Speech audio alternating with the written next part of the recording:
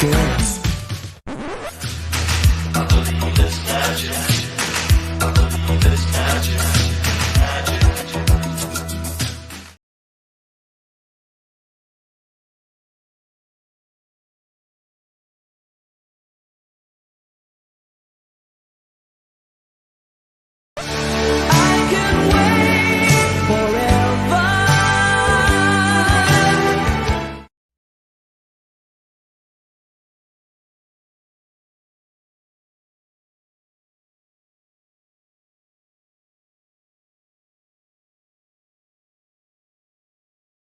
There we go.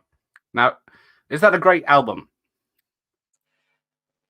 Not the greatest. There is some good songs on there, but it's no Dirty Dancing or more Dirty Dancing. That sounds like a future episode straight away then. Right. But no Dirty Dancing. Well, Dirty Dancing is all 60 songs, isn't it? Apart from Hungry Eyes. Well, and She's Like the Wind. There's the Blow Monkeys, You Don't Know Me. There's right. Well, we'll get to that another day. Oh yes, I forgot. Yeah, who are you gonna call? Or no, actually, it's what was the 2016? Take the Call. Whatever they tried to go with. Is that the all-female one? Yeah. I've never seen it. I heard the reviews and I thought, nope. Very few people have got anything nice to say about it. Tries too hard. But yes, welcome, Jeff. Welcome, Franz. I'm on a train right now, just getting back from Furiosa. Oh, everyone's seeing that tonight, aren't they? Apart from me. And Neil from Channel. Is that the new Mad Max one? Yeah. I haven't even seen the first redo of Mad Max with Tom Hardy. But this is like an offshoot, isn't it? Yeah, it's a prequel to Fury Road. Is everyone on the craft beers tonight? Oh, what do you got? Oh, Mango Licious. Oh, yes. Pinkers are just working on their mango version this weekend. It's brewing now. Oh, right. We'll get to the Huey Lewis information. I thought I wasn't going to be able to bring that up because you said, I wonder if Ray Parker Jr. says it. But I thought, oh, God, Ray Parker Jr. is going to be on tonight. Oh, crap. He might be. The trouble is, I tagged him in it, and then I checked his profile, and his email address is on it. So if I'd have thought about it weeks in advance, I could have. I did email him saying, if you are free at 5 p.m. Eastern time tonight, pop on. Here's the link. But so it could happen. But the fact he was on Jimmy Fallon last month tends to think he won't be joining us. Well, I mean, he's too low rate now. If he's been on Jimmy Fallon, why? Exactly. I thought maybe before then. Hang on. Oh no! If I move me about, let's move it. I'm trying to get a better picture because there is just under you is Ray Parker Jr. sneaking out from the lady's bed, who's perving on a woman, barely dressed. Oh, I've covered her up. But you just made me disappear. I can't show her. Oh, sorry, lads. Hang on. There were several options I had for tonight's background. So, and they all seem to be this lady in states of undress being harassed by Ray Parker Jr. So there she is. Because, this is a kid's film with a kid's music video. So she was there. She's in her underwear there. You could just see it. She's absolutely naked. Oh, you could have she's just about to hit the shower. Naked. It was an 80s film. She was having a shower. But then I thought, just have Ray in the middle. But then I thought, just had the both. She's on the phone there because such an iconic video. Did you? You were too young to have seen Ghostbusters music video when it came out. Yeah, I can. When was Ghostbusters 2? Because I don't know if I went to the cinema. That was 89. I might have went as an 8-year-old to go and see that. Oh, so yes, because I'm slightly older. I saw this Ghostbusters in the cinema, and then what was it? Remember the music video was on Top of the Pops, and it was like they're doing their dance down through Times Square in New York because no one knew who the fuck they were. They were just 5 guys dancing, and then obviously it was a massive hit. So they couldn't do that for the second one. Yeah. Right. Someone saw a cockroach up on 12. Yes. So many quotable lines of this. Hello, Sean. Hello, Reader Movies. So, what do you know about the first song by Ray Parker Jr.? Well, it's one of them songs from the opening. It's not even the opening. Dun, dun, dun, dun, dun, dun. It's from the guitar. Yeah. Yeah, and then Yeah. the dun, dun, dun, dun, dun, dun, dun, Yeah, we're gonna have to sing it and because it's- we can't play more than a few seconds of it. All right, sorry. Well, no, you can sing it as much as you like. Well, as long as it's not too good. Yeah, well, that's why I always have me singing bad on these live streams. Oh, that's very kind of you. No, but like I say, it's iconic. As soon as you hear that, like the guitar, Yeah. you hear that, and you know it's straight away into the song. It gets rolled out every year for us around Halloween time. It's one of them. It's now become a Halloween song just because it's got ghosts in. Even though Yeah, the I think I got youngest daughter- Ghostbusters and Thriller. That's about the two songs I've got. Yeah. If you've got Monster Mash, and I think Oh, you've I got do a have complete Monster Mash. set. I do have that on a single. Yes. 3 songs I've got. I always feel like somebody's watching me, even though that's about to stalker, really. It could be a slasher stalker. Yeah. But this song, my youngest daughter used to think it was Ghost Monsters, and if you do listen to it, it does sound like Ghost Monsters, and that's Well, all now I that's think of ruined now for when I me. hear. Yeah. Sorry, everyone. I apologize. Yeah, everyone's gonna hear that now. But yes, it was a good, and like Michael Myers, was it Michael who said that in the chat about Huey Lewis? Yes. So I will clear up Huey Lewis at the beginning. So yes, Right. when hang on, I'll read the actual a lawsuit accusing Parker of basing the song's melody on Huey Lewis's news song "I Want a New Drug" resulted in Lewis receiving a settlement. The filmmakers admitted to using the song "I Want a New Drug" as a temporary background music in many scenes. They also noted that they offered to hire Huey Lewis to write the main theme, but the band declined. The filmmakers then gave the film footage with Lewis's song in the background to Parker to aid him writing the theme song. So he just took it as something like this and it went pretty close. But yeah, it is a bone of contention.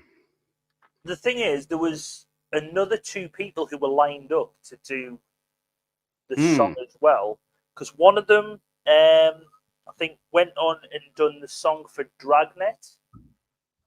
But not the rap song. It was basically the song was refused by the filmmakers. Yeah. And so he then presented a Dragnet and just changed the lyrics. Is it? the can't even remember what the song's called. Is it Lindsey Buckingham? He was mentioned at some point in one of the people. I don't know if it was him on the first one or the second one, but yeah, there was a few. It's funny. Yeah, they had several songs. I guess they just had a cast. Send us this song. We'll see which was the best. Yeah, and they went with because I think it took him it only took him 10 days or something to write this one. Well, he had the melody made for him already, so exactly. He thought just no one's gonna know. Who can check music back then? So released by Arista Records on June 8th, 1984. So it's just coming up to its 40th anniversary. It was a Billboard Hot 100 #1 hit, written and performed by Ray Parker Jr. And the score that was written by Elmer Bernstein has only just got released in 2006 on its own, because he's only got, 2 songs? The main... Turn my lights off now, I can't see. Dana's theme and the main title theme, because Bernstein's main theme for Ghostbusters was later replaced by Ray Parker Jr.'s Ghostbusters in the opening titles. Even though Bernstein personally disliked the use of these songs, particularly Magic, which we'll get to later, he said it's very hard to argue with something like Ghostbusters when it comes up in the top 10 charts. So yeah. Well, like you say, it was number 1. It was number 1 everywhere: Argentina, Belgium, France, South Africa, Spain, and another country I've wrote down. I cannot even read my own writing. But it only got number 2 in the UK. What the hell beat it? It wasn't Vienna, was it? Or 84. Was it released? Would this been released around Christmas time? Yes, we didn't get the film till Christmas. Yeah, so if this was released around Christmas time, you've got "Do They Know It's Christmas" Band-Aid in 1984. So that's a lousy charity song. Yeah. But even though it only got the number 2, it probably was Band Aid, because even though it got the number 2, it was the 9th bestseller in both the US and the UK that year. Oh, And it's that's still the 99th most popular selling song ever in the UK. Can't blame it. So, It's a good one. Well, let's so get to yeah. this. So I wonder how many of them have been like re-releases or like Yeah, I guess. Ghostbusters 2 maybe, and Yeah, because we had Bobby Brown for this Ghostbusters 2 and Run DMC. oh yeah. I But don't remember. I don't know if it's on. our album. I used to have the Ghostbusters 2 album, but I don't think this is on it. But it probably is re-released a lot because it is popular. Hey, Slasher Friends. Yeah, I think what makes Ghostbusters such an iconic series is that you had many songs such as "Cleaning Up the Town" by the Busboys and "Hot Night" by the late Laura Browning. And yes, unfortunately, Laura has passed away. We'll get to those songs. So many celebs. I have no idea who the lovely blonde is. Do you know, Neil? Well, I've got a list of people. I've got a list of people. The only ones I knew was Chevy Chase, Yeah. Irene Cara. It isn't Irene Cara because she's dark-haired. Yeah. John Candy, Yeah. Danny DeVito. Was Yeah. Carly Simon blonde? I think it was Carly Simon, if it's anyone, because I think I've got the list is Chevy Chase, Irene Cara, John Candy, Melissa Gilbert, Ollie E. Brown, who I have no idea who that is, Jeffrey Tambor, George Wendt, Al Franken, Danny DeVito, Carly Simon, Peter Falcon. Oh, Terry Garr. She's blonde, but most people might recognize her. Yeah. So, but there Yeah. must have been big celebrities at the time, like Chevy Chase, Danny. Yeah. Well, Chevy Chase would have been massive. He was on Saturday Night Live around that time, possibly. Yeah, what was he doing in 84? Fletch was 85. Trying to think now. Vacation National was Lampoons? 83. So, yeah, Yes. apparently they're all friends of Ivan Reitman, and they did it for free, so they're overacting. I wish I could name the people in the video, but I always remember Peter Falk and Chevy Chase. Yeah, Peter Falk is an odd one to be in there, but he is a named person. So, Yeah. Evening Savoy. Dan Conde, yeah, John Conde, yeah. Danny DeVito, yeah. It's the penguin from Batman Returns. GB was the first record I owned, given to me by my cousin. I don't know. I'm looking at the single here I got, but I had the album. Definitely had the album. I don't think I got the single. Buster, yes. Makes me feel good. That's another one that's on my list. Always found it interesting that John Candy was in the video. He was meant to play the Lewis Tully role, but had disagreements with Aykroyd. I think. Yeah, he was supposed to be in it. That's a good point. When they mentioned Phil Collins' Buster there as well, I think this is on Now 4. And on Now 4, you've got this, Never Ending Story, Groovy Kind of Love from Buster, and Electric Dreams from the flop Electric Dreams. What have I got? I've got Electric Dreams album, I've got Buster album, don't have Never Ending Story then. Oh yeah, I have heard this Huey Lewis. I want a drug. But yeah, I can't say it's a good song. I agree there. It does improve on on his song, because his song, you can totally hear the melody in the background and everything. Right. It does stand out massively, but it's just a song which is a bit. Yeah, I guess that's why no one apart from Huey Lewis noticed it. Yeah, it doesn't make you feel good like Ghostbusters. Oh no, not. So, well, yeah. I don't know. Drugs could possibly. They come down afterwards, maybe not. Well, yeah, it depends. Yeah, which depends on the one. Drugs, doesn't it? Oh yes. So I like Saving the Day by the Alessi Brothers. That's a good one. So yeah, we'll get to that in a minute. One of my favorites is Mick Smiley's Magic. Yeah, perfect match for that scene. Apart from Leonard Bernstein disagrees. Good evening. Oh, sorry, Bob. I said missed you. Good evening. Yeah, the actual GB score is great, but it gets totally overshadowed by the theme song. But I think that's where Afterlife. Have you seen Ghostbusters Afterlife? No. Okay. There's a lot of music cues from Bernstein's Ghostbusters, so you pick those up straight away, but you don't hear the new music they've created, because every time often they chuck in the original. Oh, it still has the Ghostbusters 2 vinyl soundtrack. I've only got the single on soundtrack. I believe it's Magic. Yeah, we'll get to that song in a minute. It's a good one. This man has no dick. I thought he was talking to me then. I'll prove you wrong in a minute. So what made you choose Ghostbusters? It's one of my albums I always loved as a child. So I thought I'd start with that. Plus, there's plenty to talk about on this one. I do love Bobby Brown on Our Own, yes, from Ghostbusters 2. That's a good one. Surprising you didn't ruin it. Don't listen to the Ghostbusters charm in the kitchen. It'll make your toaster dance. That's true. It's weird how the full track magic starts off sounding like a Phil Collins clone. You only have here the cool part in the film. Did Mick Smiley do anything else? Well, we'll get to that as well. Right. Think we all know what he was doing in 1984. Ooh, that's Chevy Chase. Right. So yeah, Ivan Reitman directed the music video, and the lovely young lady that was naked in most of it was Cindy Harrell, who was haunted by the ghost of Parker. Although, if a black man's in a blonde woman's house these days sneaking around, then he's not long for this world. Yeah. But Parker, yes, he was approached by the film producer to create a theme song, although he only had a few days to do so.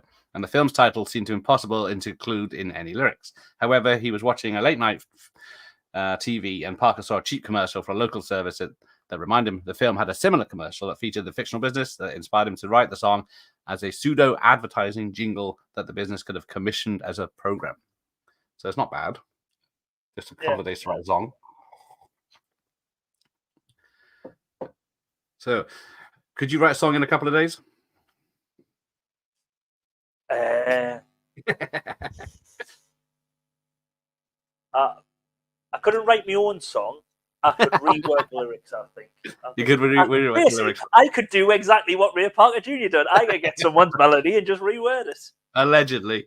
I know, it's been proven in court. Well, no, I was going to say. Sorry, settled out of court. But yeah, apparently the theme is so good, it estimated to have added $20 million to the film's box office gross when it came out.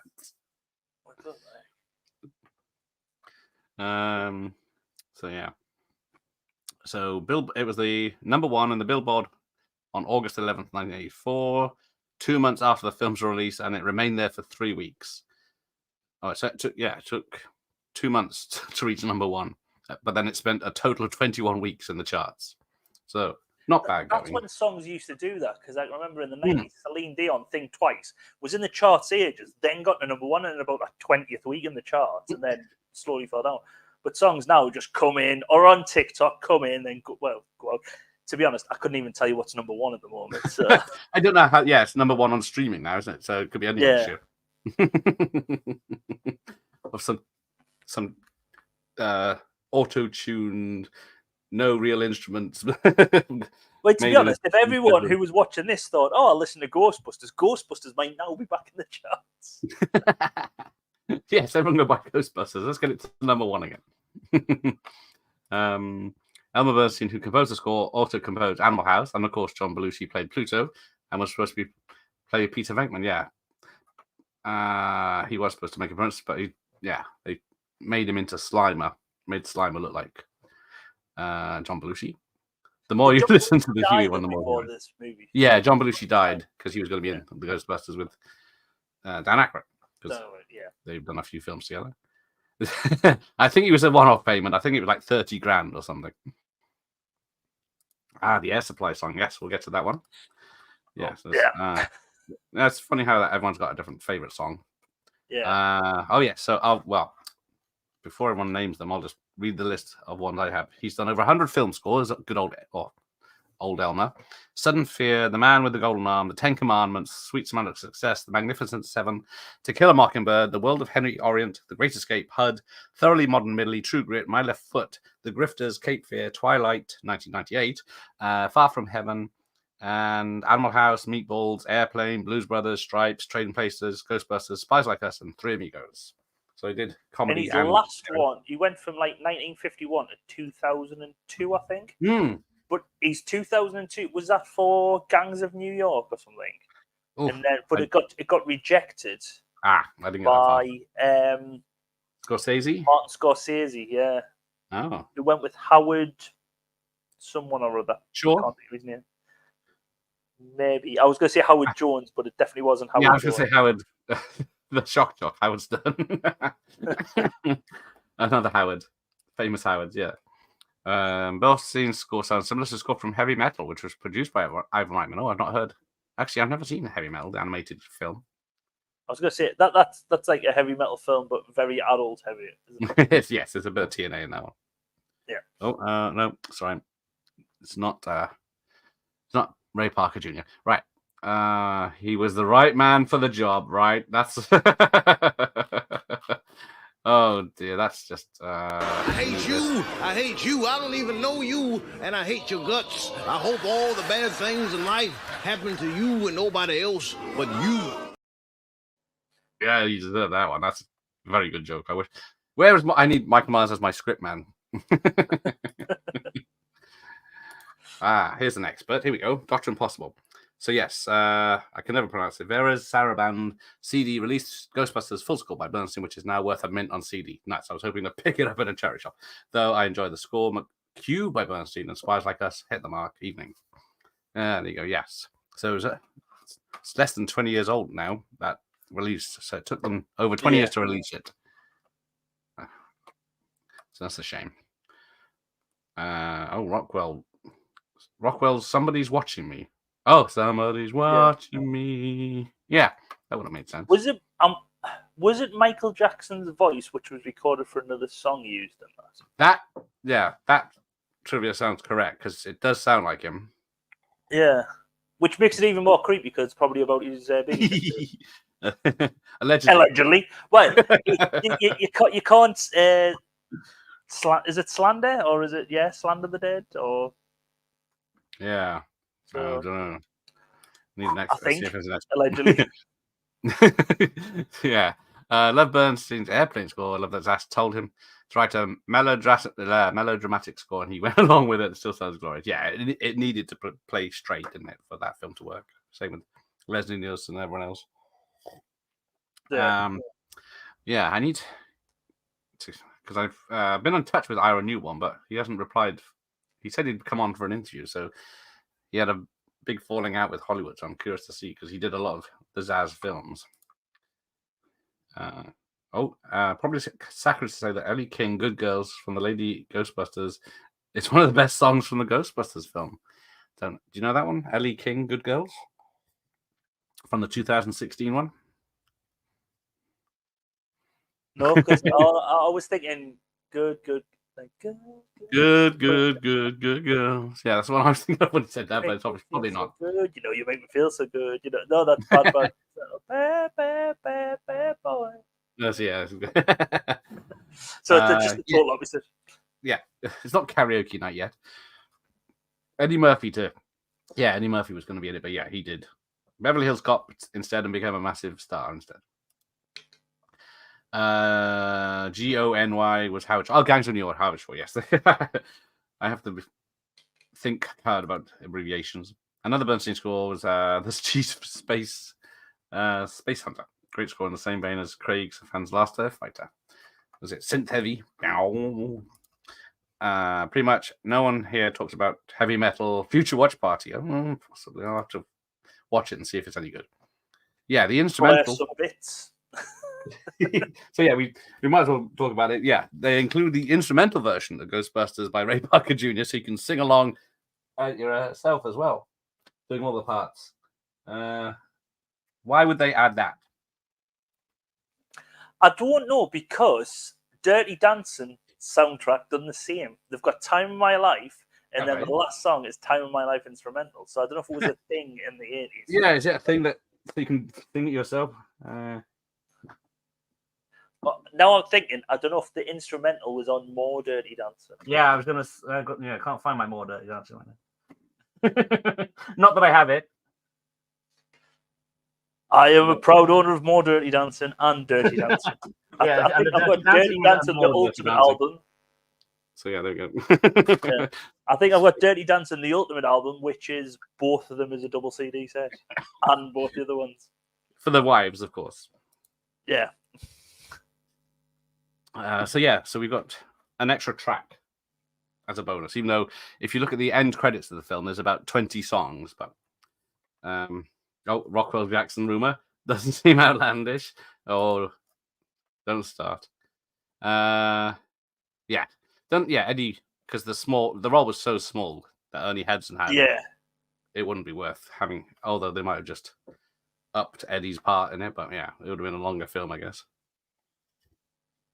And as well with him, see, he's more of a lead character.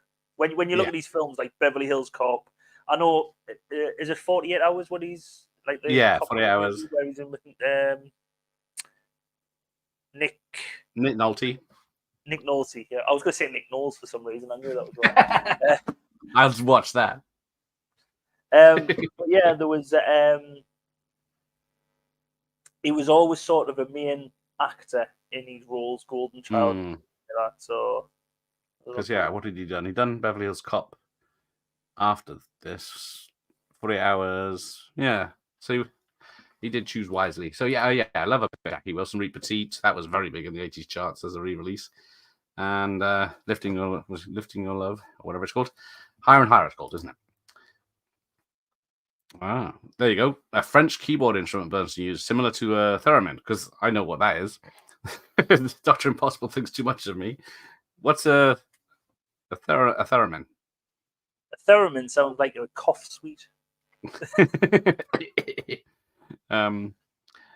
you like the song over Ghostbusters end credits? Can't remember what it's called. Oh shit!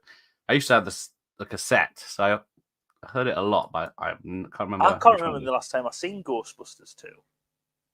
Oh, it's not a New Year's watch for you then. No. Oh dear. But yes, the cellophane is still on because it's not an original; it's a re-release. But I just kept the cellophane on to keep it nice. I think it was Bobby Brown, Michael. Okay. Late Ian again. This is not good. I'm gonna have to. I don't know how I can chastise you, but we'll give him lines. Yes, right. No, I don't really spammed all night with comments. Yeah, right on the spam. Copy and paste. It just copy and paste. He wouldn't do it properly. Oh, but he was consulting Tobin's spirit guide and got carried away. Don't raise any dead. It was on Ultimate Dirty Dancing. How did Bob know that? Bob got it for the missus for Christmas, I'm sure. Can't say that I'd feel proud having too much Dirty Dancing merch. Oh wow! I've got 3 copies of the film on VHS and 2 on DVD somehow, and the CD soundtrack, vinyl album. But we'll see that next time, obviously. I must say, right, my sister was 7 years older than me, but having an older sister and mum who both loved Dirty Dancing really had a good effect on me because I basically knew that the movie, anytime the movie was on telly, it was watched, even though we had it on VHS. And I was always like, oh. So I knew it, like, oh, don't put your heels down, don't put your spaghetti arms, all this stuff. Not just that no one puts baby in the corner. I knew. Yeah. Anyone knows that one. Yeah. So when you're growing up and you've got girlfriends who like Dirty Dancing, you can go, oh, you can quote bits to them. They're like, oh, he's quite cool. Either, well, I think cool, or they might have went, is he gay? He likes Dirty Dancing. He's into musical theatre. But yes, well, I think, that poster seems to just suggest it's the ending of the film where Winston should be, but I think that's a picture taken from the fight against Slimer when there was only 3 of them. But you are right, Winston should have been more in it. Even the second film leaves him out a lot. But he's back up properly now. Nick Knowles fighting Eddie in an alley. Now you've started something. Whilst he was trying to build a house, renovate a house in 48 hours. There's some fan fiction coming out now. Forgot naming the instrument, Doc. They talk about it on the heavy metal extra features, which probably is why it sounds familiar, similar to Ghostbusters at times. There you go. Yes, I do cherish your friendship, Neil. So there you go. Thank you very much. I'm not afraid to say it to Neil. He's is that I can't do it with this voice. Like when the alien spaceships come into view. It is like Staying Alive, but not Saturday Night Fever. See, I don't think I've seen Staying Alive, but Staying Alive is a more adulty movie. I'm positive. Well, the Saturday Night Fever is an 18 certificate because of all the gang violence in it, but then there's a family-friendly cut, which is all just disco. Right. So is that the one where someone dies falling off a bridge? Then is that Saturday Night? Yeah, that's the 18, I think. Oh, right.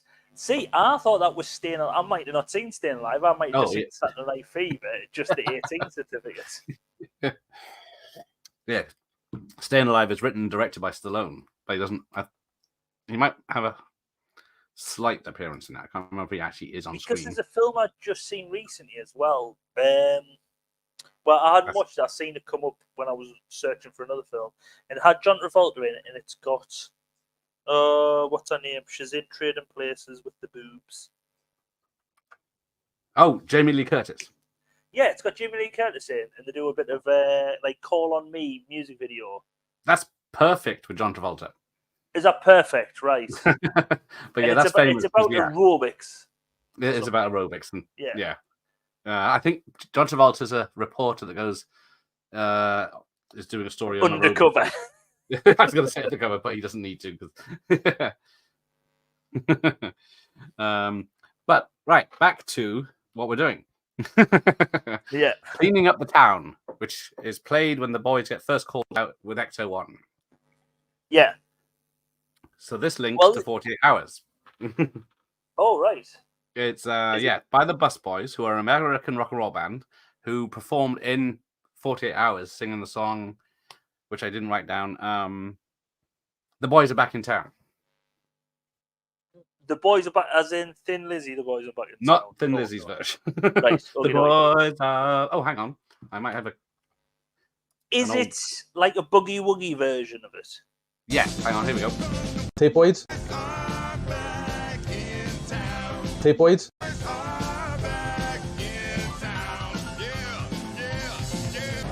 Tapeoids.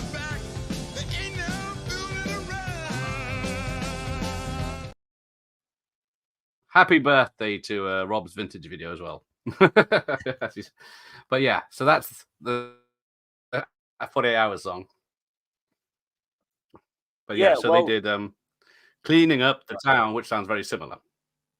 Well, this Clean Up the Town, I think it could have been in any movie which they were cleaning up in. You know, where they speed a bit like I'll tell you what it reminded me of. Do you know Home Alone, where he gets excited, he's running around like, yeah, and the camera like, ah, and it's like that. That's the type. It is the typical 80s movie, like, yeah, but it's not. Yes. Yeah, it's like a movie score like song, really. I think. Yeah, only reached number 68 in the Billboard charts. That one, unfortunately. Yeah, I'll probably agree with that. It's not one of my favorites to this. Yeah, it's not. I do like it when it comes on because it suits the scene. Ecto 1 starts up, pulls out, singing the wrong bloody song, cleaning up the town. Yeah. So it didn't do too well outside the album, but it's pretty good. Right. Let's get back. Okay. Oh yeah, it used it in the day. Stood still. The soundtrack is Staying Alive is a banger. Frank Stallone is on it for starters. There are very few Stallone films where Frank Stallone doesn't have a song on it, isn't there? Doesn't he do the theme song for Over the Top? I don't know. Where's Jeff? No, I've got my Over the Top. I can't remember. It might be him. I can't remember which ones he does and which ones he doesn't because. Because I'm even thinking, all I've got in my head now is Kumite for Bloodsport. Kumite. Yeah. That's a good one. Where's that single?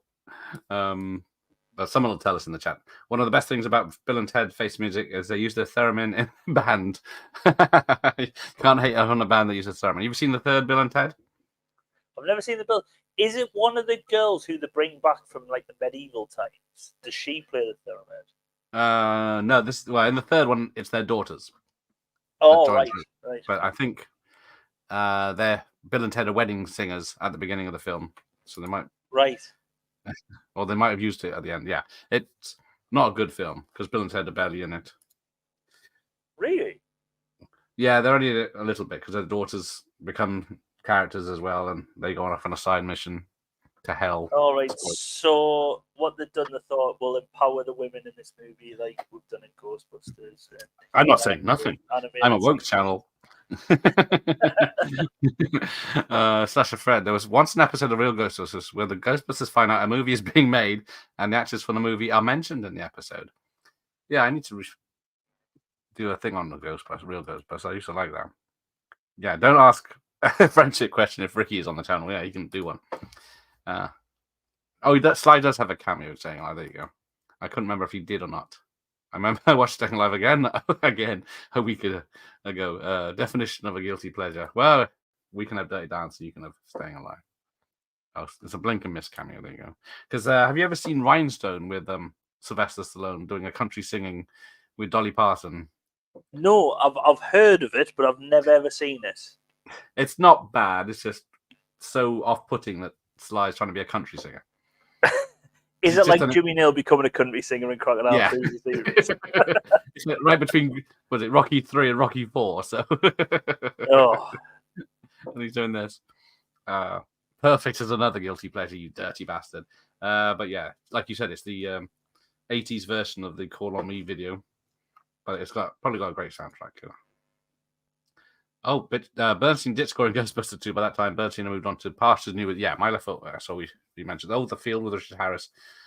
Plus, is it Dad or something? I don't know, Martin Sheen? Not going to lie, I would be more than happy with a 4K perfect, because Jamie Lee Curtis does a lot of gyrating in skimpy leotards in that. I don't think I've ever watched it. I just remember seeing the trailer so many times. Yeah, Best Boy supported early. Oh, yes, they were his band when he did stand up as well. Thank you, Savoy. all right. So, yeah. I've never seen Delirious. I can remember Raw. I used to have that on VHS. Oh, yeah. Warren, yeah. He's had to apologize so much for those now. He doesn't mean anything he said in them. Sammy Hagar did Over the Top, the main song. But I can't even remember what it is, the song. No, I'm trying to think now. I've seen the film, was it last year? Several times. There you go. Perfect as weird film. It starts off as a serious drama about ethics and journalism, but all it really is to ogle Jamie Lee Curtis in Lycra. My body's ready, my heart's on fire. Yeah, there's the Hagar song. Not like other confession films. Hang on. Oh. Where's that come from? But Sammy Hagar and Robin Zander. Then the main songs were Over the Top. There you go. Hated Bill and Ted 3. Was thought it was shite. But what's his name? Yeah. The Grim Reaper was the best thing in it, yes. Staying Alive is the first film I saw at the cinema with my own money. 75p, no less. What? The hell. So what year would Staying Alive be? It must have been 83, 84. Someone will tell us in a minute. I liked it as a standalone, but I'm sure I would consider Face the Music canon. Yeah, so bargaining. Right, so next song, Saving the Day by the Alessi Brothers, or also known as Alessi. What do we know about this? I prefer the Alessi twins. If you don't know who they are, they're from Neighbours. If Paul Robinson married I was one, hoping they were from a TV show, not from somewhere on the internet. Yeah. It's so 80s. It's so 80s, this track. It even sounds like it could have been from one of those buddy cop movies like Beverly Hills Cop. Well, yes, same in the day. Could be Armed and Dangerous. But I do like it. I do like this track. It's possibly second or third favorite on here. Oh, I would possibly say my third favorite. I would say Ghostbusters far and away. Oh yeah, Ghostbusters top. All the memories. But then you've got this, and there's another one which is coming up. I'll not spoil it. Oh, no spoilers. Good. There you go. No spoilers. So yeah, in 1984, Alessi released the track "Saving the Day" for the soundtrack for the film Ghostbusters. This soundtrack album was released on the Arista label and was nominated for a Grammy Award for Best Album of Original Scores written for a motion picture. And that's it. So Saving the Day comes on just after they've spoken to the mayor and they're getting all the help they need with the National Guard and police, and they're cruising down to Dana Barrett's house. So it's an awesome song. because the music video, I don't know if you've seen the music video for the Bus Boys, where you've got that agent who's like, I've got the perfect job for you. And then it goes into the song, and then he goes, I knew you would love it. Oh dear, no. And then it cuts too late because he's like going away with the phone. He's like,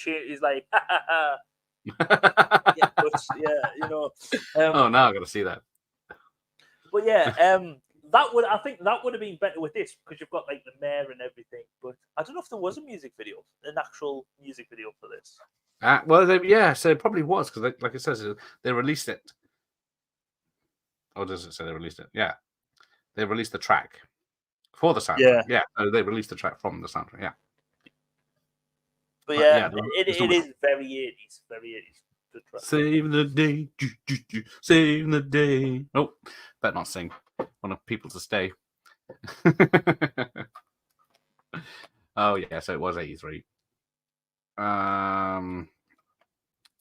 So where do we go? I love the Ghostbusters soundtrack for the fact it was a nice mix of vintage sounding songs and 80s synth atmospheric weirdness.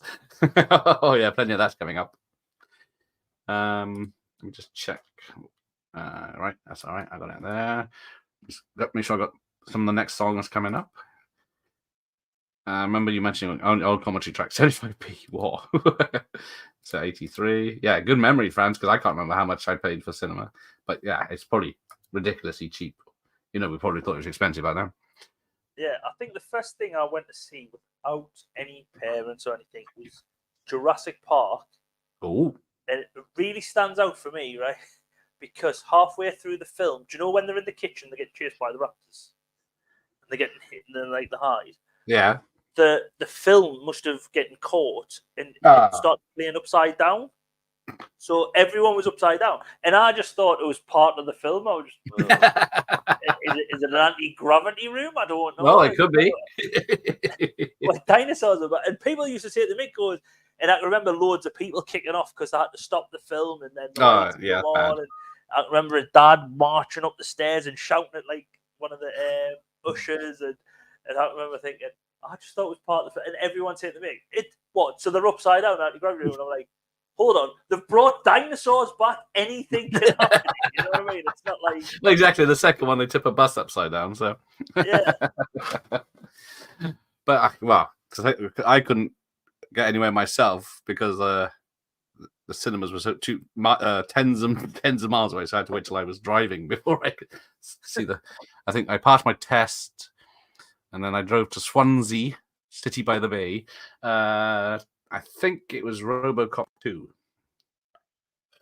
Oh, right. Because it was an 18 film as well. So it was either that or Total Recall. I can't remember. Sorry. The one you and the gang did for Fear with Frank Stallone was hilarious. Oh. Fear. Bernstein is a chameleon-like composer. There are a few you can really say had that ability. Alfred Newman. Miklos Rosner. I think he did the one film we did last night, wasn't it? Can't remember.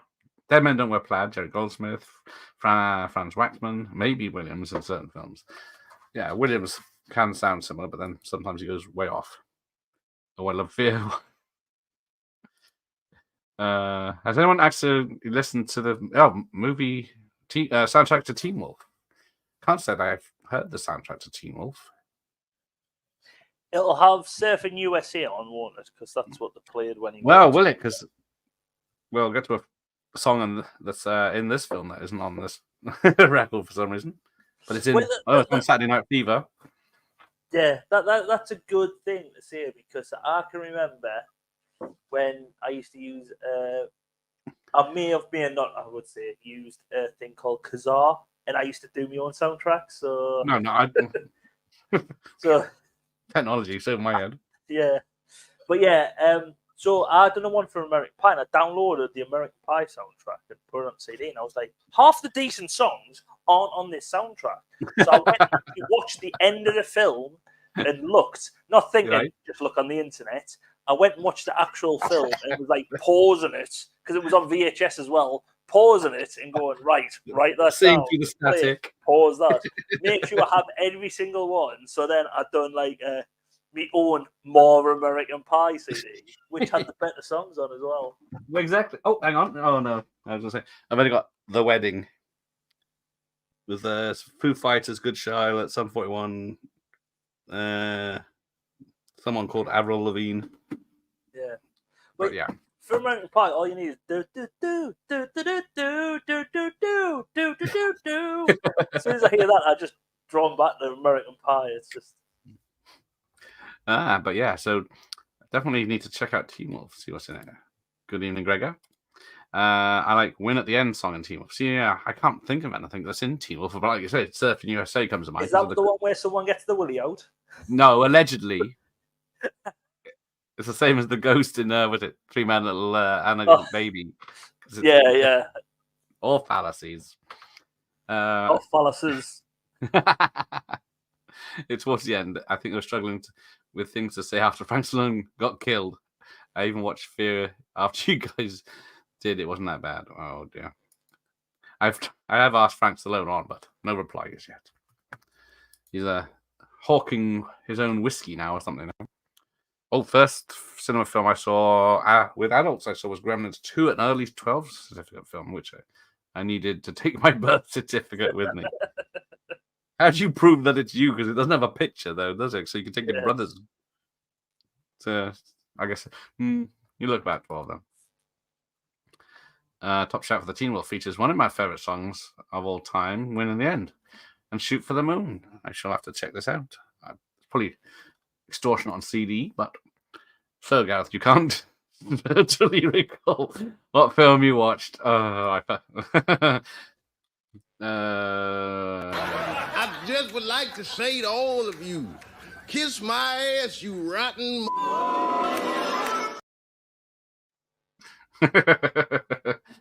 How did I get so many people with jokes in this? This is a serious talk. Oh, Shooting for the Moon is a classic ballad. I'll probably know if I heard it. I've still got the Say Anything album on vinyl, plus, Some Kind of Wonderful. Yeah, I bet they are. Quite rare. Right, before I get to the other one. Right, where do we get to? In the Name of Love. The Thompson Twins. Screams 90s. But it is just British. Thompson Twins. Yeah. It does scream like the 80s. It is a good song. It's no Doctor Doctor or Hold Me Now or No, it isn't any of those, is it?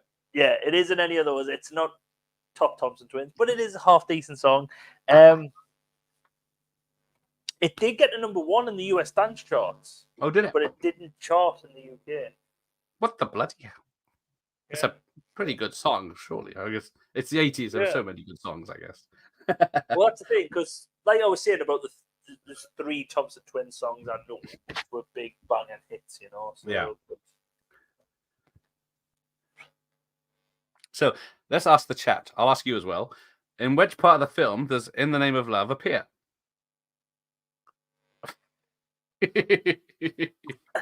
I couldn't. I'm not an expert on movies. I've only just seen I got you here for the music. Christmases ago. I was banned from this channel until I watched Die Hard, and I still haven't seen Die Hard 2. So, and I've only just seen Shawshank within the last 12 months. You're getting there. So, hang on. Oh, here we go. Hang on. I'll get to the chats I missed. But yes, there we go. Hang on. So yeah, I'll just answer this. I still don't know if the Thompson Twins are twins or not.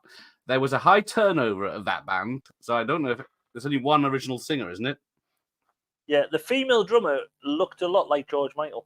Not George Michael, Boy George. Not George Michael at all. Yeah, I did see that picture. It was on there's no pictures of the bands on this thing. But yeah, the song is sung song and largely written by Bailey. And like you said, it was about a number 1 dance club hit in the US. But the Thompson Twins were a British pop band formed in 1997 in Sheffield, of all places. Initially a new wave group, they switched to a more mainstream pop sound and achieved a considerable popularity during the early to mid-80s, scoring a string of hits in the United Kingdom, the United States, and around the world. And then they changed their name to what? Bubble in the 90s or something? Oh, I don't know that. I think that's something I saw, but I thought that's a bit weird. Well, Sheffield in the 1980s and pop was like, you had them and the Human League. Whoa. It's like was it like hip hop Detroit for hip hop now, isn't Yeah, it was the epicenter of pop in Britain. it? And miners' strikes. Yeah. Right. Let's see if everyone's correct. So, reading movie says in the firehouse on the radio. It's when they're eating Chinese food. It's Frank's is generally great in Barfly. This magnificent feast represents the last of the petty cash. Just before the ghost call, slow down. I was going to say when they eat the Chinese food is the one where she goes, "We've got one." That's it. Yeah. So let's have a look. I'll play the clip. Let's see if they're right. And I didn't. Oh yeah, there it is. To our first and only customer. I'm going to need to draw some petty cash. Did you hear that? It's it's on the radio in the background. So of course you're gonna put it on the album. Is that where it comes from? Just a little That's clip. it. I actually amplified it as well. So you'd have to turn your speakers up quite loud here. You can hear just in the. Hang on, I'll play it again. There's a gap. I pressed the wrong button. There we go. There's a gap right in the middle. To our first and only customer. I'm going to need to draw some petty cash. Yeah, so the gap in the middle there. I heightened the in the name of love is on the radio. Yeah. And then they thought, oh, that's one for the album. Yeah, that's crazy. That's because I've listened to this This album must have loads. been I've never picked up that the songs aren't in the film. yeah. This must have been around the time where films were thinking, well, we can make some movie out of it, a theme, like a soundtrack. Let's bung some songs just on the radio as well. Yeah. So, what did I get to? I have the Teen Wolf soundtrack, says Bob. Surfing USA is not on it for copyright reasons. Yeah. There's probably a reason there's a song missing off this one. I put Thompson Twins on and said, oh, saw Batman Returns at the local art centre when I was 9. I remember they advertised it as a youth certificate. And we were 5 years old. They were 5-year-olds in the cinema. Yeah. And they, eating their Happy Meals with their Batman penguin toys and getting very upset. Oh, yeah. Teen Wolf's a bloody good film. Hey, Terrence. I've even seen Teen Wolf. Bloody hell. Teen Wolf 2. Electric Boogaloo. So, yes. Ghostbusters, first record I own. I don't know if it's the first one I owned, but I did own it back in the day. Oh, without adults, I meant. Oh, bloody hell. Just turned 12. I looked about 10. So, hello. And as if like I never did an action team up with Frank. Did he? That'd be worth it. I still don't know that one, so I'm catching up. Right, yeah. Slow down to your food. Oh, Def Leppard are the first band I think of when I think of Sheffield. Arctic Monkeys, I would say now, have sort of. They were taken on that. Sheffield, yeah. They're on the Thompson Twins were in the perfect soundtrack as Lay Your Hands on Me. But if you're going to say name a band with a one-handed drummer, I would say. I was going to say Def Leppard wins hands down, or no, Def Leppard wins hand down. A fragment of Thompson. Yeah. Disco Duck was in Saturday Night Fever, but they refused to appear on the soundtrack, though. Lol. Yeah, because was it Saturday Night Fever? It's a double soundtrack, or it's a double soundtrack, isn't it? So yeah. Because there's one soundtrack of Saturday Night Fever where it's just all Bee Gees, isn't it? I don't know. I've got the. Isn't it just all Bee Gees tracks? One of them. Got Pretty Woman, Sleepless in Seattle twice, Rums and Jewels. Don't have Saturday Night Fever down here. Never mind. John Belushi was writing script for a new film called Noble Rot. It was a throwback to screwball comedies. In the wake of Belushi's death, it was never produced. That's a shame. That's Discorilla. Oh, Discorilla.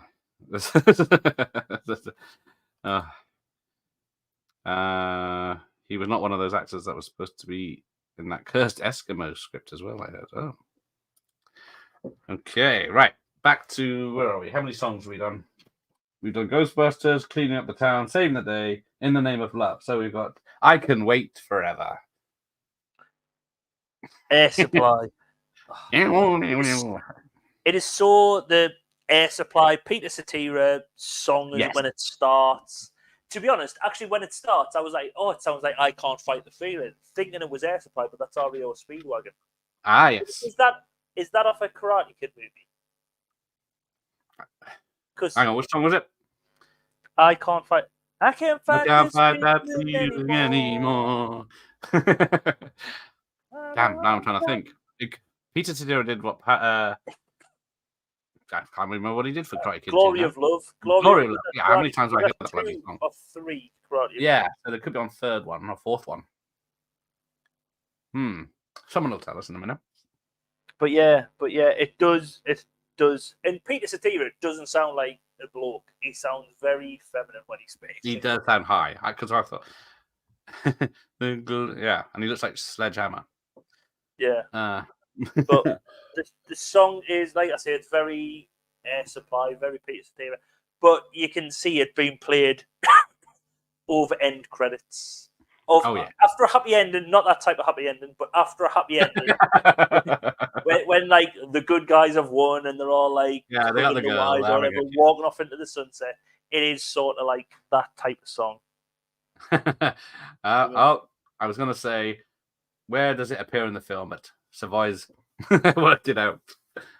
So yeah, their song "I Can Wait Forever," which was co-written by Russell with David Foster and Jay Gordon, was featured in a scene of the film and was included on the soundtrack album in the same month. So, where does it appear? So, Savoy's remember it because I think I heard it maybe the first time I heard this film in headphones, because that's when it's in. Yeah, so it took 35 years to work out Air Supply was in the film. So let's have a look where it is. What's it called? I Can Wait Forever. Here we go. Dr. Venkman, we believe that the purpose of science is to serve mankind. You, however, seem to regard science as some kind of dodge. Did you hear it? Sort of. Muffled in the guy's headphones. The wheels nearly drowned it out. Them rattly wheels on there. Yeah, and I boosted them as much as I could. But yes, it's on the guy's headphones. And unless you're listening to the film very loud with headphones and noise cancellation, you probably would never know that it was in there. Yeah, it was good enough to be. Just saying that Peter Cetera song isn't in Karate Kid. Oh, hang on. Isn't? Which Peter Cetera song? Glory of Love. I remember the music video for that. Featured a lot of the film. All right. Sorry, Terrence got it as well. They play it when they get kicked out of the university. It's heard briefly on the guy's Walkman. Exactly. Yeah. Good enough. Grew up to say, Wild Guys are here. Oh yeah, they're a good one. What is it? I think it was La La Land that introduced me to Flock of Seagulls. Flock of Seagulls, the only one, and it's off GTA. Oh, is it? Vice City. It's it's the famous one. Oh, what was it called? I'm trying to think of the famous one now. I think there one on Wedding Singer as well. It might be the same one. Yeah, I'm trying to think what it is. Someone will tell us. Yeah. So they play. Oh, Culture Club are on the perfect soundtrack as well. That makes sense. Got to pay for that cocaine habit somehow. Sweetest Victory on the Rocky IV soundtrack is in the film. That's interesting. See, I listen to these albums. I never pick up the bloody songs on in the films. Oh, Continental Divide. I think I've seen that many years ago. Like a knight in shining armor from a long time ago. Yeah, so I can't do it any justice. Never mind the Rwanda bill. There should be laws that songs on soundtracks have to actually feature predominantly on the soundtrack, or the album songs are heard in the background in Ghostbusters. Exactly, there's 2 of them. We've got another one coming up. That's we shall see what that is. Which is odd. 3 films out of 10. And one of those 10 is a duplicate of the first song. Yeah, I'll have to check that out. I adore Peter Cetera, one of my favorite singers, and the bass players. Was he just Chicago, or was he in other bands? And a solo. So is Peter Cetera now an Air Supply then? I don't know. That's what I'm trying to think, because I got the music expert. In Chicago. Just when you said that, I'm thinking he's in Air Supply, but he wasn't. He was in Chicago. It might be in Air Supply. because they did jump around a Yeah. lot back then. Let's see if anyone tells us, because no one's told us any different. So, Yeah. Sweetest Victory is in the Rocco versus Drago cut. There you go. See, I've seen that about 3 times. I haven't noticed. I got the Rocky 4 soundtrack. Yeah, Jesus, the guy with the headphones, they really got their money's worth out of that one. Exactly. With good news, we got your song in the biggest film of the year. Yes! Where is it? And we also got product placement because he had Sony headphones on. Oh, yes, because it would have been a Sony picture, wasn't it? A Columbia Pictures. Yeah, there it is, Sony. Because I can't remember, when were they owned by Coca-Cola? I think it was back then, wasn't it? No. So thought you were singing a different song. We're like, there you go. Yeah, my singing is not up to scratch to give it any justice. I ran. That's it. That's the one from introduced me to Flock of Seagulls from the La La Land film. I ran. They're the ones who had the haircut, which was a lot like that. Yeah, because I don't think I've ever seen them do anything. Because there's the joke in Wedding Singer where the guy at the airport's got that hairstyle. Yeah, I like Flock of Seagulls. Oh. I never guessed that. I recently saw the music video for Magic. Oh, I did not know. Nothing came up of that today. Oh, I've seen it. I will come to that. All right, we'll go to that. What docu was that? It's the Belushi from 20. Oh, yeah. Anyone seen the? Yeah, Wired is it's based off the book by Bob Woodward. It's a terrible film though, but it's got Michael Chiklis from The Shield and etc. playing John Belushi. He's doing all right, but yeah, the story is terrible. Oh, I knew that. Wired sucks ass. Pissed everyone off when it came out. Yeah. I keep getting PC to Zero mixed up with John Cicada. Quite different. Yeah. It's like potato patata. There's a song right there. Peter Cetera wasn't in Air Supply. There we go. Yeah. See, I'm not that. I didn't notice. Hey, Tornadoes is here. Cool channel. Thank you very much. Peter. Oh, I totally forgot to wear. I was supposed to wear a tiara as well when we came on, but I forgot. Oh yeah, because it's tiara day, isn't it? It is. Yeah. I should have worn it to work, so I made sure. Because I was too busy the other day with Goth Girl Day because there were a lot of pictures of goth girls on Instagram at the time. It wasn't just Goth Girl Day; it was Goth Day, not just Goth Girl. Gareth. I didn't see any boy Goth Girl. So once you change the search, it's Goth Day. What's tomorrow then? Spoilers. Wine Day. Oh, after we've had a lot. I thought you had wine Chardonnay Day. If Chardonnay Day was a couple of days ago, a couple of days before that, it was Pinot Grigio Day, and yeah. So if you want to it's celebrate wine a day every day, follow Channel Now on Instagram.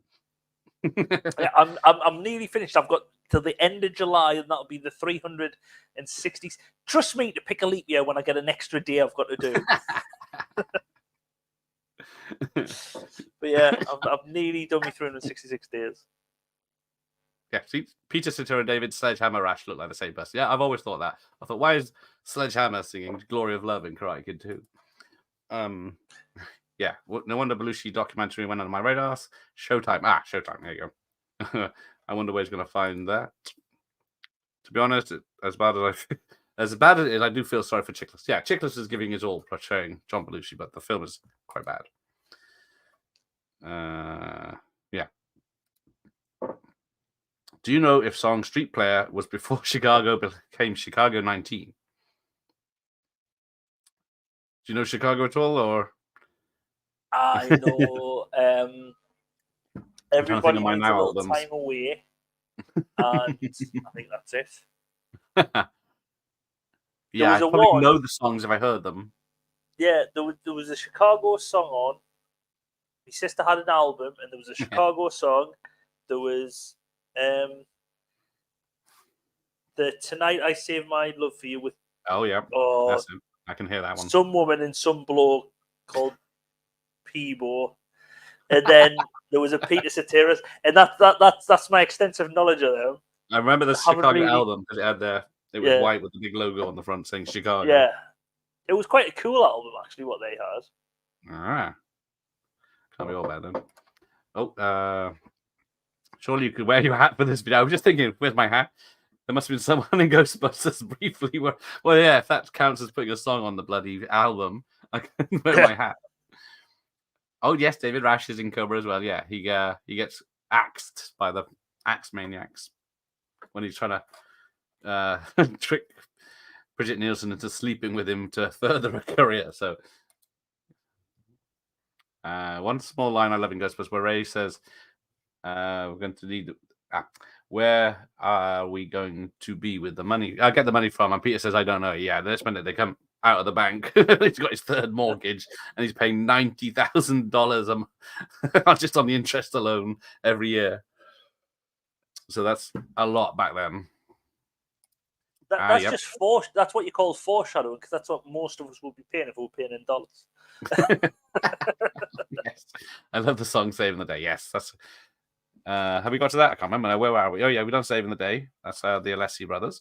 So Yep. hang on. Where are we? Right. I'll come to the rest in a minute. So I can wait forever. So next one, "Hot Night" by the late Lorna Branigan. Yes, love this track. Oh yeah, This yeah. is the one which is my second favorite. And again, another one which screams 80s. It does. I mean, it isn't as good as what you call it? Well, Gloria and what's that other track she done? Oh, Gloria, she did. Yeah, Gloria. She done Gloria in Self Control. I only got Gloria because she was an American singer. Her signature song, the platinum certified 1992 single Gloria, stayed on the US Billboard for 36 weeks in the top 100. Yeah, because she had Gloria in Self Control with dun, dun, dun, dun, dun, dun, dun, dun, dun. Whoa, whoa, whoa. Whoa, whoa, whoa, whoa. And that was a bit of a creep. To be honest, that video would have suited this, because that was a bit of a creepy video where she was being stalked by someone who was like had a white mask with black eyes and like had a cap on and like cowboy hat.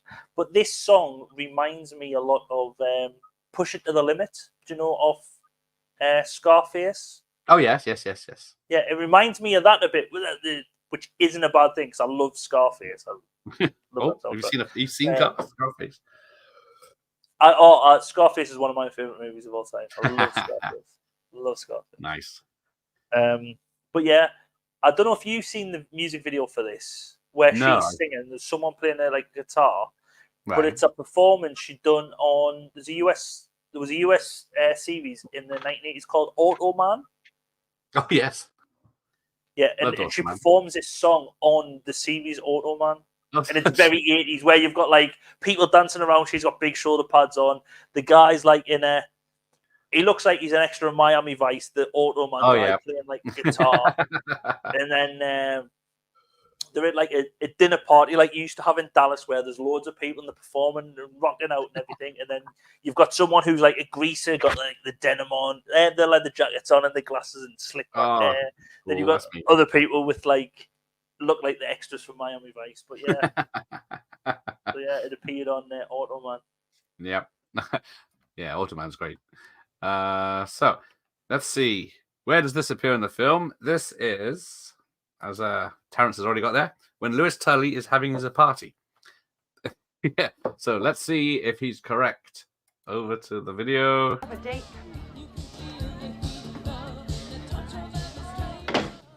You made a date tonight? She's cracking up when he's doing that.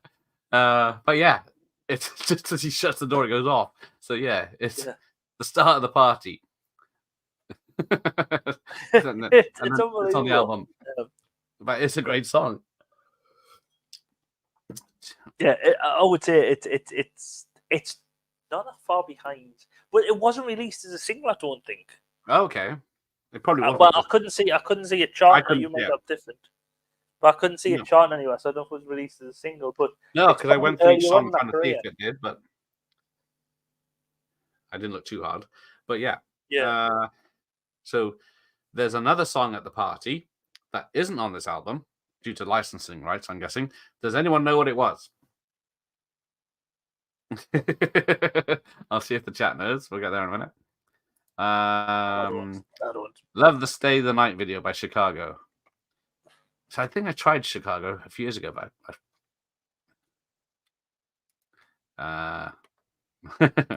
no problems. I'll get shot for saying this. I do like Thompson Twins. My wife went to fire my nuts for saying wants to fire my nuts for saying that. What's wrong with the Thompson Twins, or is it don't like? Hope it's like. Terrence loves the Thompson Twins. Yeah, their roster. I think if you look at who's been in the Thompson Twins, because it says twins, but then there's 3 of them in the picture. I don't know if that's the joke. And then and none of them are identical. But then there's a huge roster of who was in the band. Yeah. Because they're named after the characters off Tintin, aren't they? That's him. Yeah, I'm trying to think. Because are they the ones that it's Duran Duran off the other sci-fi film? But yeah, I believe so. Yes, when Lewis Tully is having the party, the Thompson Twins were underrated. Yes, they didn't do too well, but they had a lot of great songs. I think I think I've seen them at Rewind. I think they do the like the 80s. One of the twins. There'll be Thompson Twins for the person who owns the name, and another person will be called like the real Thompson Twins, like or Dave's Thompson Twins. Yes, the from the Thompson Twins. It's like ELO, isn't there? Who's the main guy from ELO? Where it's like, oh yeah, he doesn't actually own the ELO, so it's like right. Someone will know in the chat who. Yeah, I can't think of who it is. Jeff but Lynne. It's like Jeff Lynne's ELO, and then there's ELO because of the bus stop. It's a bit like Bucks Fizz and the real Bucks Fizz, which has 3 of the members. The other one's got like David Van Deer and someone else in. Yeah, you just need like a couple of ladies to take their dresses off and sold. Yeah. Yeah, they had some great pop songs. Okay, Who Brought the Dog? Yes, exactly right there. Did Laura Branigan die falling off a roof, or was that someone else?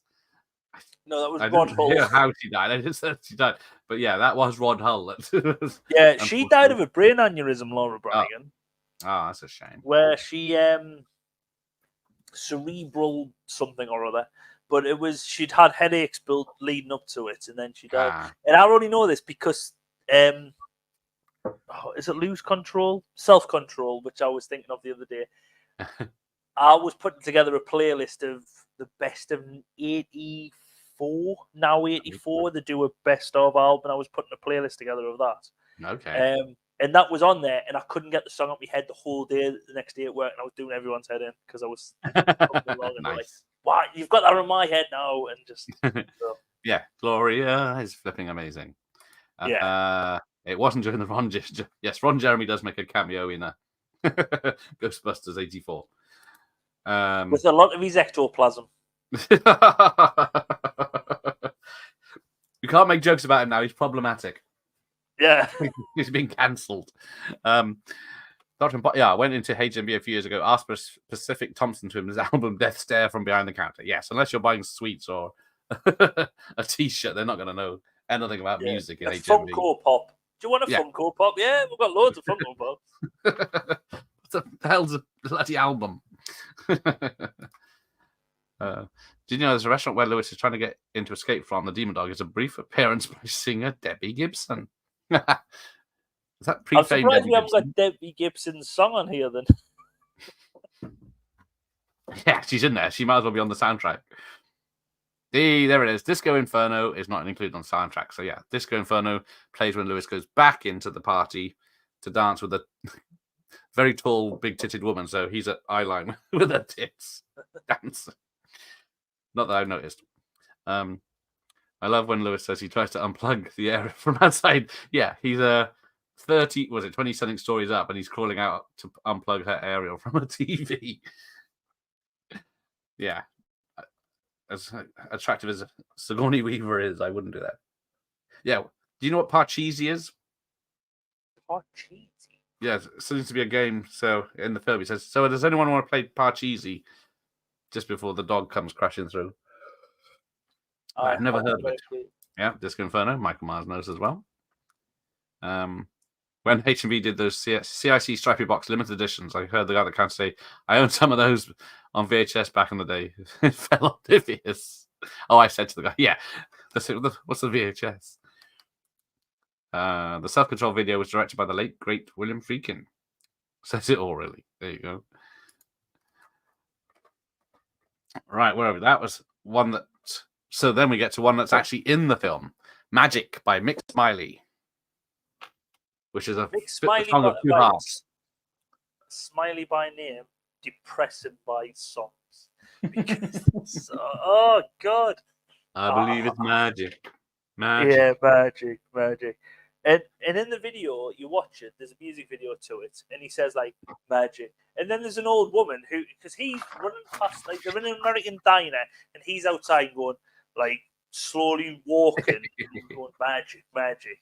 And then he says magic, and this old woman is sitting here at dinner table and just like turns on and goes magic, and it's just like what is this meant to be?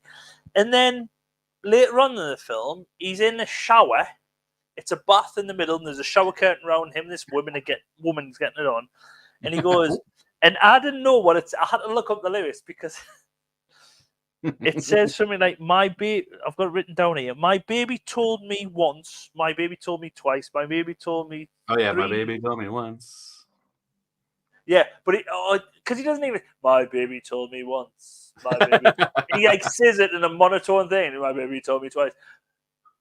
My baby told me thrice. No, my baby told me 3 times. That's 3 times nice. And it's like, I thought it was, I slept with my baby once, I slept with my baby twice, I slept with my baby twice, 3 times nice. And I thought, oh, this is so weird, what's happening here? But yeah, and it's like a stalkerish thing as well, because they're in the diner and they're sitting, and it's weird. It's not a good song. It's not a good look. I missed all it. I only looked up the text, I didn't look up the videos, which was a mistake. Oh, yeah, it's like a black and white in a diner. Oh, it's not good. Yeah, because the film song is starts off like someone said at the beginning is like Phil Collins. Yeah. But then it just switches halfway in, and then it's the second half which they used in the film.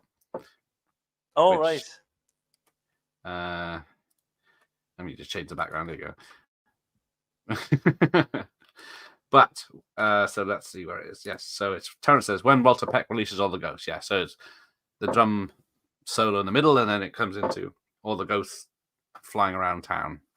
But yeah, that's a sign we're going out of business. That's the one. But yeah, that's quite. There might be because how many times is Ghostbusters played in the film? I'm trying to think now because it's at the opening titles after the big scare for the library. It's at the right at the end. I don't think it's in the. I'm trying to think what the montage is. No, I think it's on the Bernstein song. So yeah, I think it's only played twice. But then this montage not one of Bernstein's. Yeah, so I think this Magic might be the longest song in the film that isn't Ghostbusters. Right. They seem to play the most of this one. Because the cleaning up the town is just for the trip to the hotel. Yeah. Unless someone knows different, but yeah. I'll get to this list in a second. Talking to H&B, still freaked me out when a young person served me and looked at my Red Heat 4K and started quoting it. They're hiring decent people at last. I've not watched Ghostbusters in easily 20 years. Why the hell not, Terrence? It's tattooed into my mind's eye. That's excellent knowledge. I saw it this afternoon. I still can't remember stuff. It's on the extended soundtrack. I did not know that was an extended soundtrack. But yeah, there is about 20 songs on the actual film credits. What's after a Snoopy movie by Bill Mendez in HMV in 2010? I think the young lady fell in love with me at HMV because she loves Snoopy. Then I asked, have you seen Fritz the Cat? Relationship ended. Yeah, that'll kill it. or make it a lot more interesting relationship.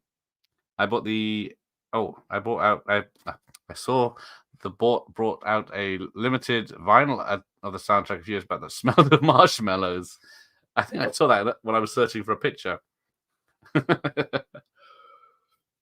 That's going to be good to, but expensive now. I always remember someone on IMDb saying Ghostbusters wasn't quotable. How can anyone say that? Where do these stairs go? They go up. Listen. Can you smell it? Yeah. Terrence is triggered. Quick, carrying on. Yeah. Do you still have your stripy VHS videos? We'll find out in a second. But yeah, so that is the last song. So just to recap. So number 1, Ghostbusters by written by Ray Parker Jr. Well, the words were performed by Ray Parker Jr. It's a 4-minute song. Number 2, Cleaning Up the Town, written by Brian O'Neill and Kevin O'Neill, the Bus Boys. It's only 2 minutes 57 seconds. That one. Yeah. It's going to be almost the shortest. Number 3, Saving the Day by Bobby Alessi and Dave Immer, sung by the Alessi brothers. Only 3 minutes 22. In the Name of Love written by Tom Bailey from the Thompson Twins. 3 minutes 18. I Can Wait Forever. I always got to read that. I can wait forever every time I read it now. Graham Russell, David Foster, Jay Graydon, Air Supply. 5 minutes 8 seconds. That's the longest song. Hot Night by Deanne Warren and the Doctor. That's Laura Branigan. 3 minutes 21. That was definitely the longest song because I didn't even get through it when I was doing listening back to it. I was just like, turn it over. Number 6, Hot Night, Diane Warren and the I don't know. Number 7, Magic by Mick Smiley, performed by Mick Smiley. 4 minutes 19. I would have thought that was the longest one, but I'm wrong. But as Fran says, please, please, I believe it's magic. Now, then we get to main title theme, which is a just little jaunty song by score by Elmer Bernstein for 3 minutes. Then he did Dana's theme. Now, I'm not a big fan of Dana's theme by Bernstein for 3 minutes 31.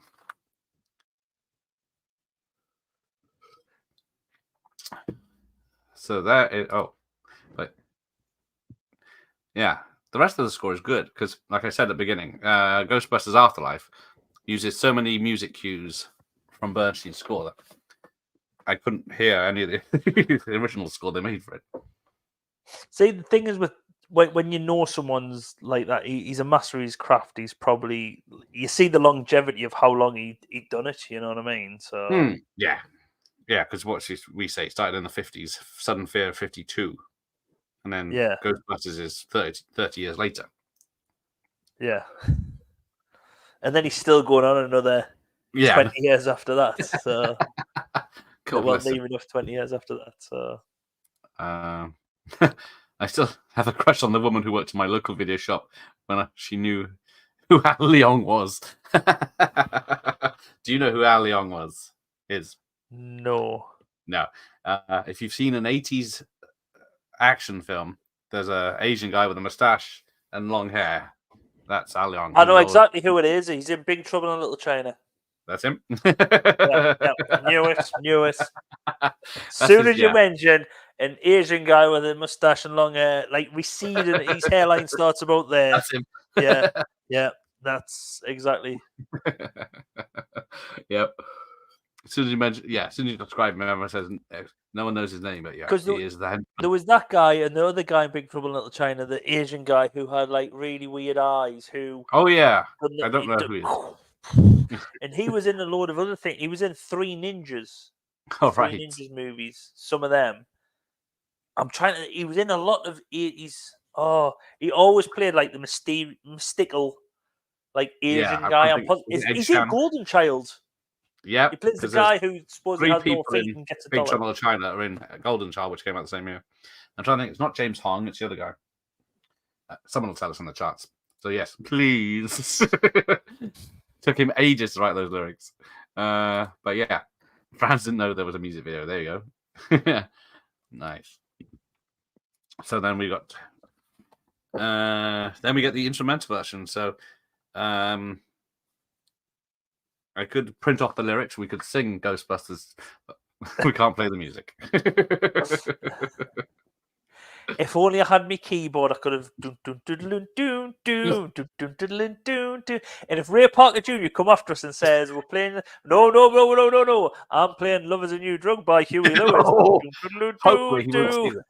And if he does, I apologize for my guest. But he hasn't replied yet. And it's a bit late now because Yeah. we wrap it up in 5 minutes. So that was the 10 songs of Ghostbusters, released in June 8th, 1984. When Bloody I was hell. 3. I was Sorry. 11. Oh, no, June, I would have been 10. There you go. That's all right. I can live with that. Christ, my son's 10 this year. It's going to be aging me already. That's it. Premise Shop, dude. Yeah, Victor Wong, that's him. Yeah. It's him and James Hong are in everything that requires Asian actors. And then Al Leong and Gerald Akamura are the ones that are...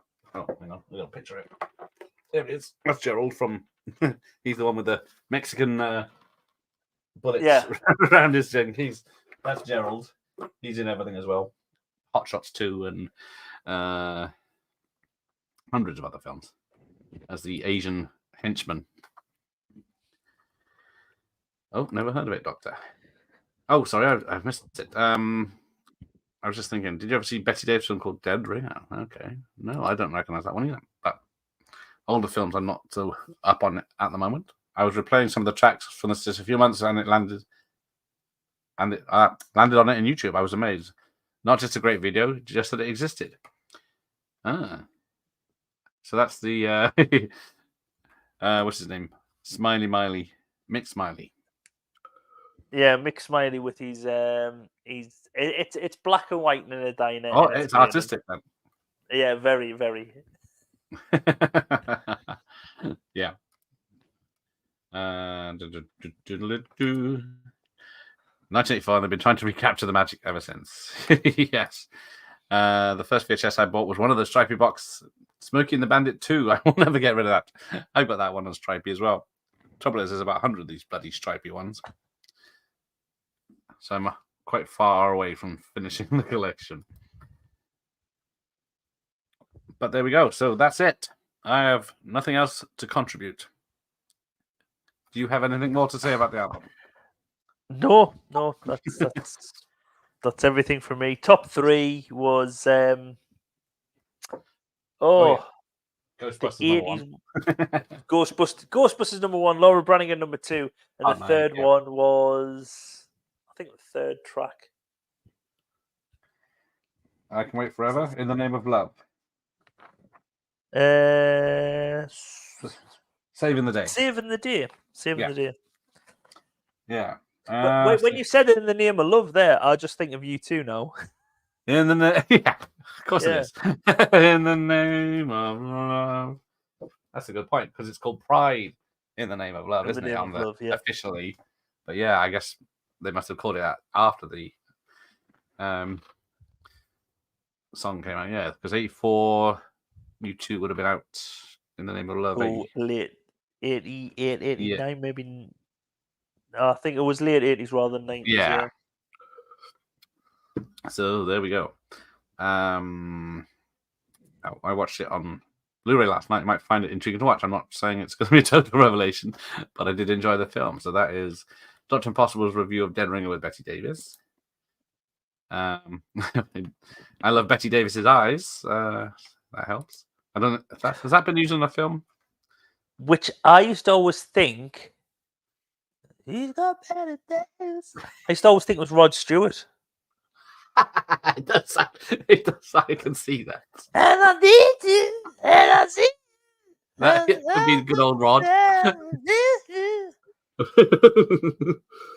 How he's had such a long career. Where you see that? He hasn't got a great singer. Well, yeah, I guess. Back when he was younger, he had the power in his voice because people are complaining whenever he turns up now. Yeah. He doesn't sound the same as an 80-year-old man as he did in the 70s when he was like 20. Well, that's the thing. But you're only as young as the woman you feel. So Rod's always stayed in about his 40s or 30s or whatever because he's always like trading the Yeah. bit, I don't follow the papers anymore to see who he's dating. I think he's done well with this one. I think he's on to beat his record. I think there's a Penny Lancaster he's still with. Is it? Bloody hell.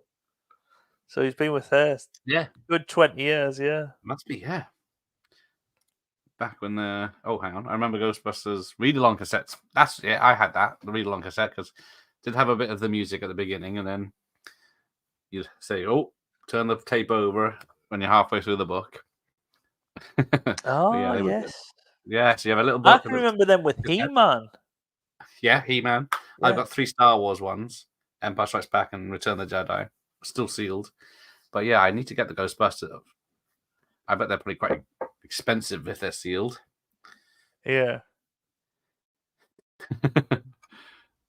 Did Stripes ever get released as Stripey? Was that? I can't remember if now. Now you mentioned it. Oh no, there you go. It was Stripes was RCA Columbia, so probably missed opportunity indeed. Dave is still scared of the big shit out of me. If that steely look and those malevolent eyes. That's not the eyes. Oh, Watcher in the Woods. Yeah, that's a Disney horror film in the early 80s. So that's quite scary. Should do Saturday Night Fever. Yes, I will. I got, whatever Neil's up for. Because I think we're doing Dirty Dancing now, by the sound of it. Dirty Dancing if you want to. It'll be like a... It can't just be a one-night special because there's that many songs on. It'll have to be like a month series. Well, yeah, we did half. We've done 90 minutes on 10 songs. So we've got 2 albums and a stage show and everything else. But yeah, Saturday Night Fever's on the list. I've seen them all. Buster Seen them all. Front row. But there we go. Get ready to dirty dance. And we've got to learn the moves. But you probably Don't know put them your all. heels down. Spaghetti arms. Yeah. Yeah. And they didn't get on in real life, apparently. So Yeah, they had a big falling out over Red Dawn, didn't they? Yes, because Red they Dawn. made that just before, didn't they? Yeah, and then I still can't go the back. film was really not made, and then they had to have like sit-down talks just to get through the movie. And Yeah, there was a lot of trouble with that film. The fact it's a love story and they have no real chemistry together. and it was released by some unknown movie company at the time, Was it wasn't Vestron? it? Yeah. Yeah, made them a ton of money. Yeah. There's a good documentary on it on Netflix, Movies That Made Us. I keep meaning to watch that because there's so many movies. Yeah, because I think Netflix done the Toys That Made Us, which was quite good because it goes through like Star Wars and He-Man and all them different ones. And then I think Movies That Made Us come out afterwards, but Dirty Dancing is one of them. I still can't get over. I saw Rod Stewart for free once. Where was that? Was it singing or was he just on the train? I was like, because he's doing. I think he does a lot of like garden parties and stuff like that now, doesn't he? And small concerts. But I think nowadays it's more so he warbles a bit, but he's got a lot of female. It's basically blonde, leggy female backing vocalists. That keeps the people interested. Yeah. That's true. She was happy with that song that made her. Granted, think she was a cool fan. Yeah, there you go. Oh, Betty Davis is actually made her happy because I see now. She's like the wind through my trees. Oh yes, there'll be a lot of singing. Yeah. That's track number. This is how sad I am. That's track number 3 on the Dirty Dancing album.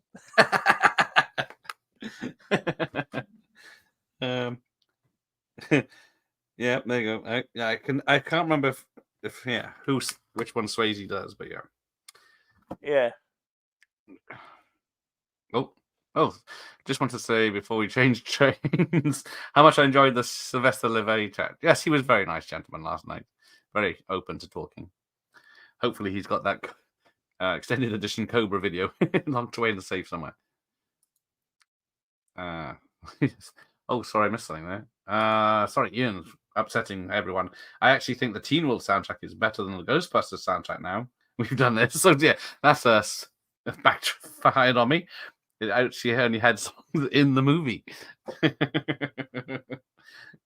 That is a good point. Because, yeah, 3 songs out of 10 that aren't even properly in the film is not on. Even though they are great songs. That's just, They're the better songs, really. I just thought, yeah, you are right about that. Because, yeah, saving the day is. That's a good point. They say the best songs to be the quietest. Oh, sorry, done that. So, night all, yes. Good night, France. Vestron, we miss you. Yeah, a lot of good films on Vestron. Watermelons at the ready. A reference to Dirty Dancing. I thought it was coat hangers at the ready. The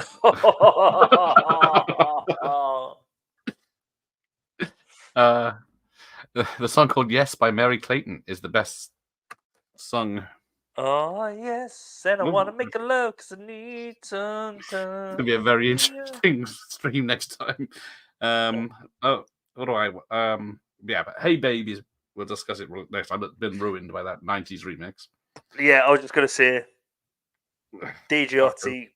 Yeah, that's him, bastard. Yeah. Can't hear anything but that now. I'm trying to think which one I like the best, but it might change once I've found the second album. Love is Strange. Oh, Mickey. Yes, Sylvia. Yes. How'd you call your lover boy? Yeah.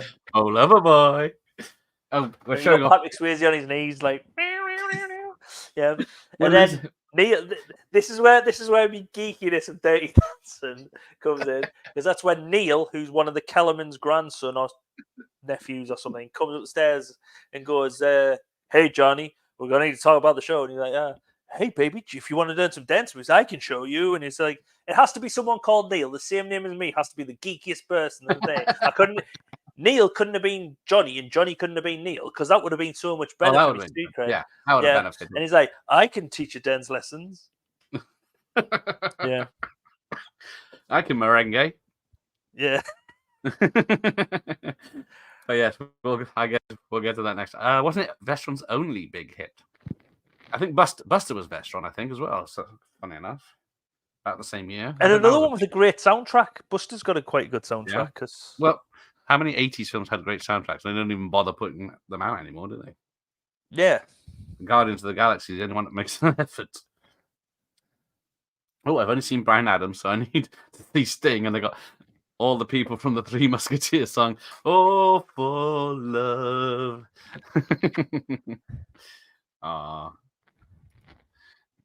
My mate got free tickets to the gig somehow. Somehow. Oh, Would you meet Leggy Blonde by any chance? And yeah, there you go. Ian knows. All for love and all for one. I wonder how much that cost for them to be in the film. Dino, fuck's sake. Right. One last one. Have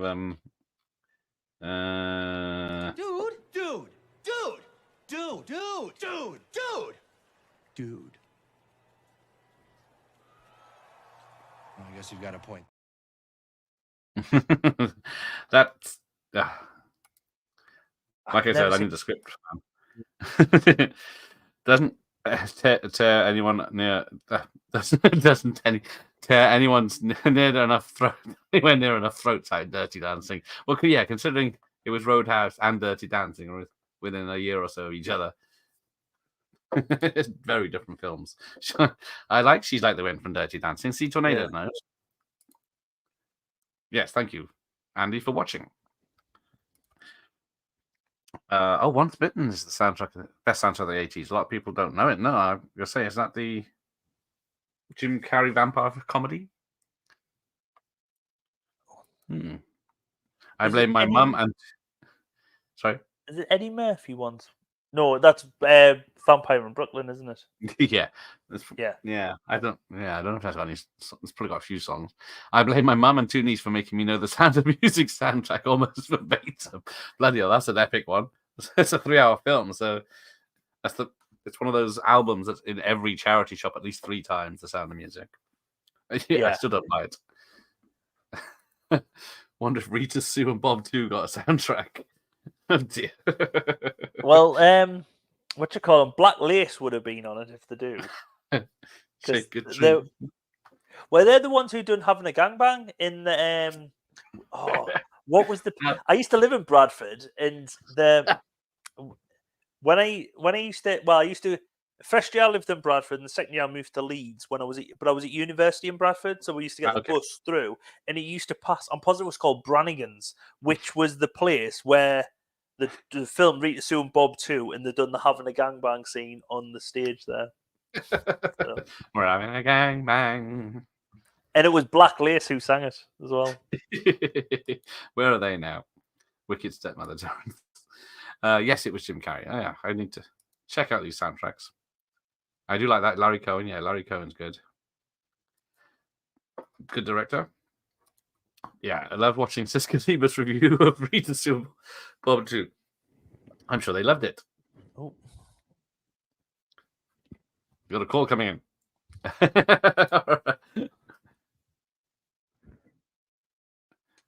How's that? No? Can you hear it? All right. Well, we'll wrap it up. Yeah, you're back now. Sorry. Oh, all right. Yeah, we've only got 90 minutes on his headphones. Right. So we'll wrap this up and then we'll say we'll do Dirty Dancing next. Yeah.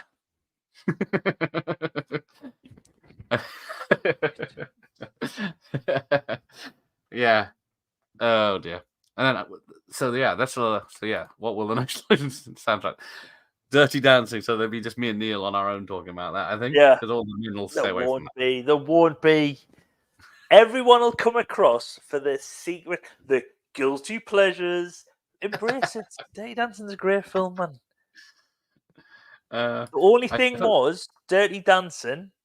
It's not dirty enough. It's a lie. We should do the Lambada instead. Have you watched? I think I watched Rita, Sue, and Bob 2 once many years ago. So I do need to mention the lie. I do need to rewatch it. Yeah, I can't see them understanding the accents. Like, was it Letter to Brezhnev and stuff like that? It's a classic. They love that movie. I bet they did. I've never seen Dirty Dancing. Well, Ian, you got about a few weeks to check it out.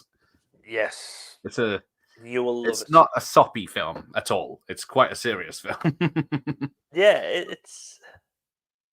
Was it? It does make because it's like the romance. You've got the dancing. You've got the seriousness. You've got like a dad going, "Hey, I can admit I was wrong.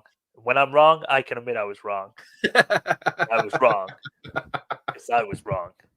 Not you were wrong. I was wrong." And he says wrong like loads of times, and that's it. When I say I'm wrong, I say I'm wrong because I was wrong. It was a phenomenon at the time, so we'll get into that. Yeah.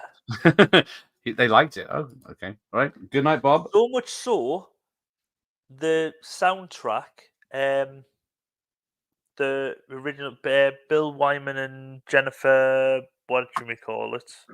Not Bill Wyman. Bill Medley. Bill Medley. Bill Wyman was with a 16-year-old around that time. So or she might have even been 14 at that time. Wait, he was dating that's on record. He was dating Mandy Smith when she was 14. They got married when they were 16. This is the Sun Channel. And his son married her mother, so technically his son married his stepmom. Weird. Yeah. Sorry. No. We'll wrap this up on that bombshell. Yeah. So yes, there was a Dirty Dancing ripoff called Shag with Bridget Fonda. That's about the shag dance back in around that time. Right. Which I've never seen everyone in the UK obviously rented it and made it quite a hit in the UK. 'cause that. Yeah. Oh, look at this. There's a porn here. Oh, it's only a 15 as well. Let's rent this out. Oh, yeah. Oh, it's about yeah, because dancing. it's got Bridget Fonda. Just, I think she's in like low shorts and a little, a lovely blouse, and then she's just like pose dancing in the front. Like it just says "shag" in big letters. But yeah, thanks, Mike Myers. You take it easy. See you next time. So at the moment, next time is GoldenEye on Monday. Dun, dun, dun, dun. Dun, dun, dun, dun. When Ebert reviewed the Scottish film Orphans, he complained that it was subtitles for his screening where he felt he understood it well enough. Oh, there you go.